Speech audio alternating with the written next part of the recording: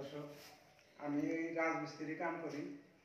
আমার পেশায় রাজমিস্ত্রি কামই, অন্য কাম করি না। তো এর মধ্যে দুই একটা যদি ভিডিও করা হয় আমি ভিডিও করে দিই, কিন্তু আমার এই পেশা আমার রাজমিস্ত্রি কাম, আমি এটাই করি। হয়তো এই জায়গাটায় আজকে ঢালাই চলছে, ঢালাই মাইকা ফলোয়ার করতেছি।